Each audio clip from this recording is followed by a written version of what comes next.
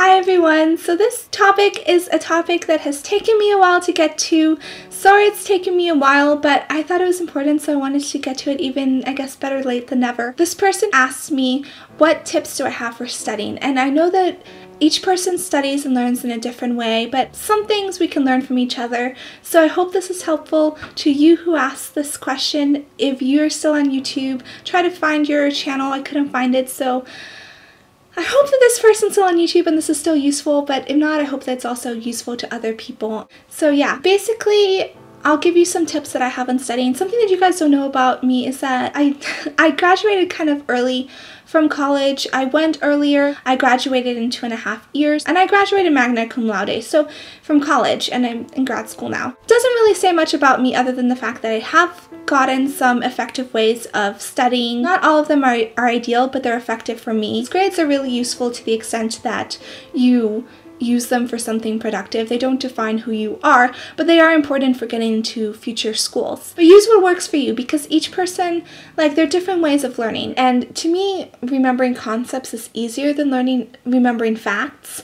Whereas I know some people find it easier to just memorize facts and then they have problems with understanding the concepts behind the facts. First thing that I want to say is take notes. Take notes. Take notes. I cannot stress how important this is.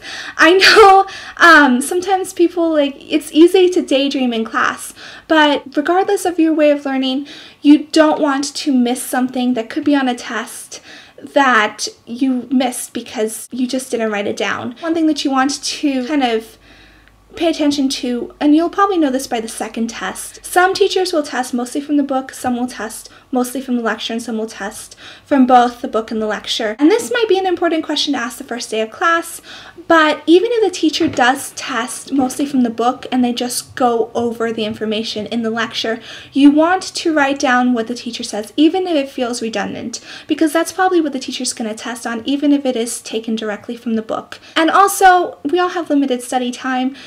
It's kind of like an extra way of kind of drilling the information into your mind and getting it in there. So I always take notes especially on definitions of terms, lists, any sort of lists or concepts. You want to get that information down, and even examples that might sound silly, it might help you understand the information later, and it might be an example that's used in the test.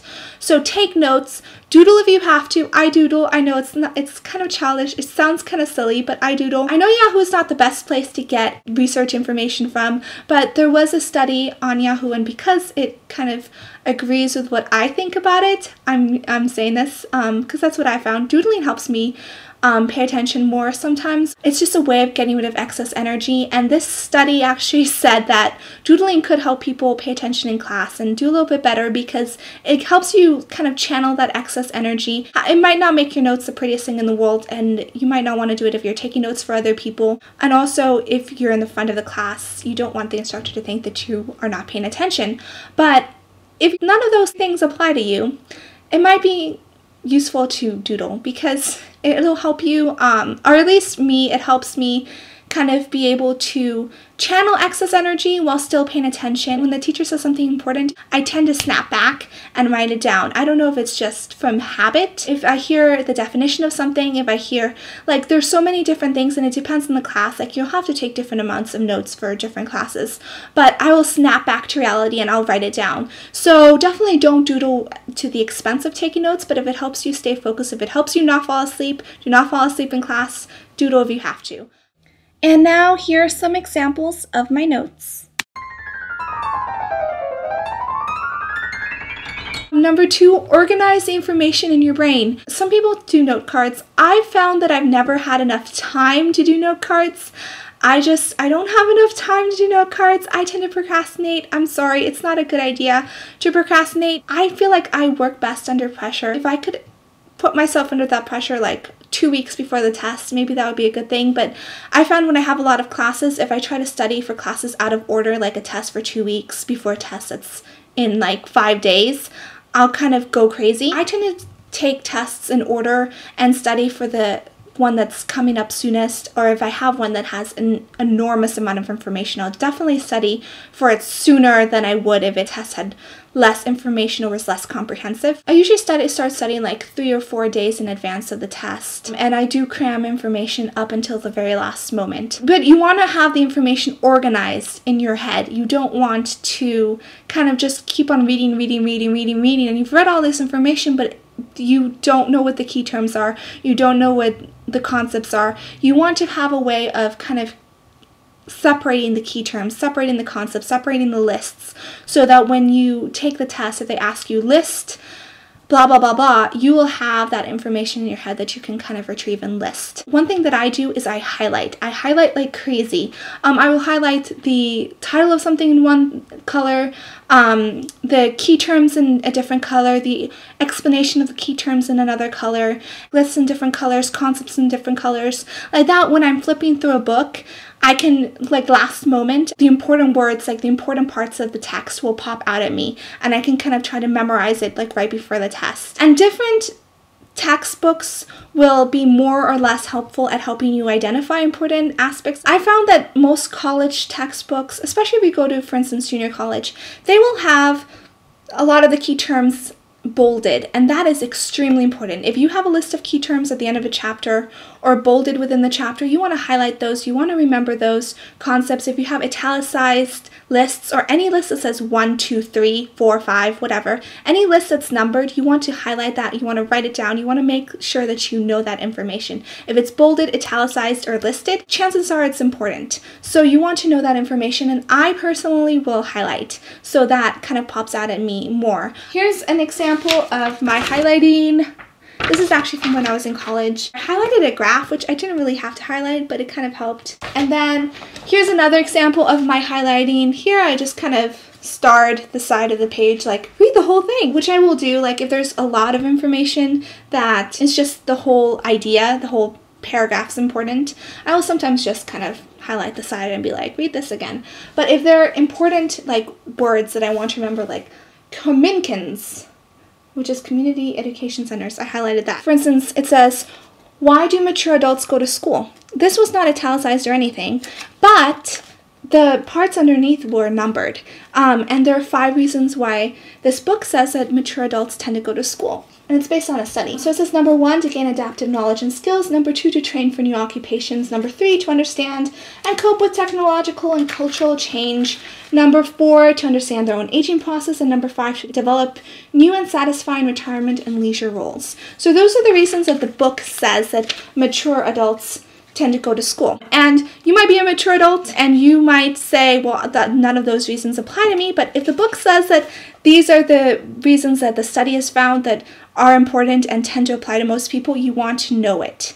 You want to know what the book says. I highlighted the question in one color, each of the reasons in a different color, and then I highlighted the explanations in yellow.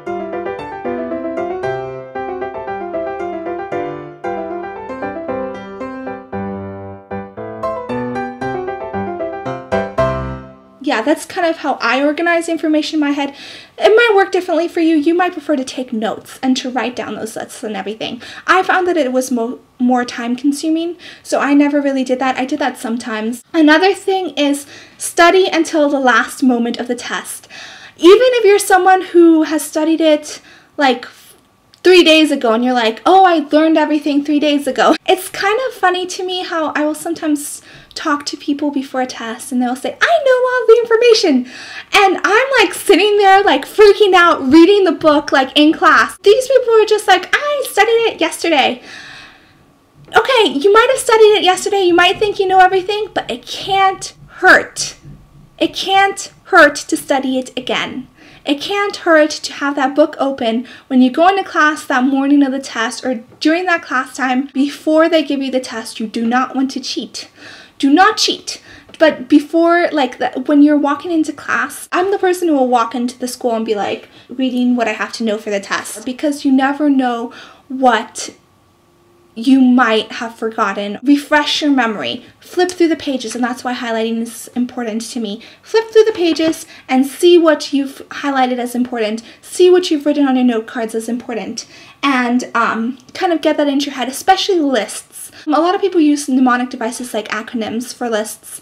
I tend to number them, so if I'm doing the test and I'm thinking, okay, what are those 5 reasons?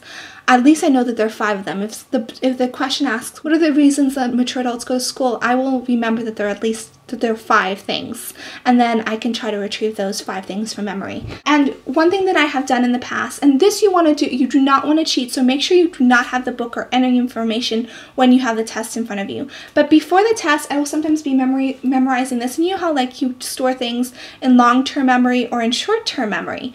Well, I will sometimes have something in short-term memory that I know that I don't really have memorized, and I will have read it, close the book, put it in my backpack. I will get the test, the book's away, but I will be rehearsing that information in my mind. And if you have the chance on your test, if you have extra scrap paper that the teacher gives you or whatever, I will write, usually in pencil, so I can erase it later, but I will write down the list of things. Just as soon as the teacher says flip over the page. Don't do it before the teacher says you can start the test. So don't put your book away and write on the back of the test before the teacher says that you can start. But once the teacher says that you can start, I have sometimes written down a list of things before I read the questions, because sometimes I forget what I just read after I start reading the questions and everything. I will write it down and then go through the questions, and chances are 1 or 2 questions are going to be on what I was worried about. Because if something's really making you worried, chances are you remember something that's going to be important for some reason. So if you think it's important, write it down on the side of the page, go through the test, and if there's something on it, great. If there's not anything on it, then that's fine. I once had a question of what is something that the test didn't ask that you learned in the chapter.